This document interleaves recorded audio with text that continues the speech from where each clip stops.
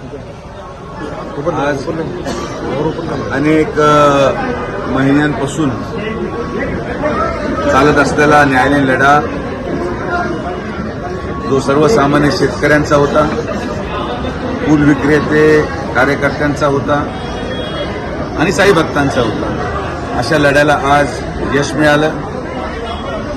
माननीय उच्च न्यायालय औरंगाबादने त्या ठिकाणी निकाल दिला आणि साई मंदिरमध्ये परत एकदा फूल आणि हाराला परवानगी देण्याचा निर्णय माननीय उच्च न्यायालयाने घेतला. त्याबद्दल मी त्यांचे मनापासून आभार व्यक्त करतो.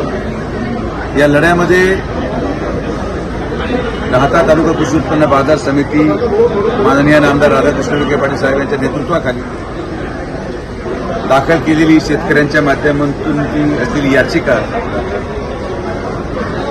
आणि त्या याचिकेवर सुनवाई घेत असताना कोर्टाने दिलेला निर्णय या गोष्टी सिद्ध करते की फूल उत्पादक शेतकरी आणि फूल विक्रेते या दोन्हींच्या पाठीमागे फक्त एकच व्यक्ती उभा होता, ते होते माननीय नामदार राधाकृष्ण विखे पाटील साहेब.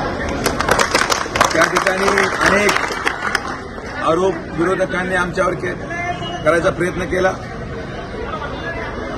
पूर्वहार बंदी ही विखे पाटील साहेबांनी केली असा आरोप करण्याचा प्रयत्न झाला.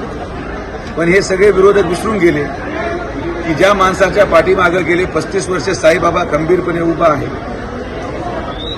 ज्या माणसाचा पाठीमागे 35 वर्ष बाबांचा आशीर्वाद आहे, त्याला पुन्हा एकदा बाबांचा आशीर्वाद मिळाला. आणि म्हणून माननीय नामदार राधाकृष्ण विखे पाटील साहेबांना बाबांचा आशीर्वाद मिळत या प्रश्नाचं उत्तर देखील बाबांच्या श्रद्धा व सबुरीच्या संदेशाने दिलं. आणि आज अत्यंत शांतपणे गेल्या अनेक वर्षाच्या संघर्षाचा निकाल लागल्यानंतर जो उत्साह फूल उत्पादक शेतकरी आणि विक्रेत्यांमध्ये झाला आहे, मला विश्वास आहे की येणाऱ्या कालावधीमध्ये जी काही अर्थव्यवस्था यावर उपलब्ध होती, अवलंबून होती, ही सगळी अर्थव्यवस्थेला चालना मिळेल. आणि आज हा विजय हा सर्वसामान्य शेतकऱ्यांचा विजय आहे, फूल विक्रेत्यांच्या सर्वसामान्य घरातल्या कुटुंबांच्या प्रार्थनाचा विजय आहे.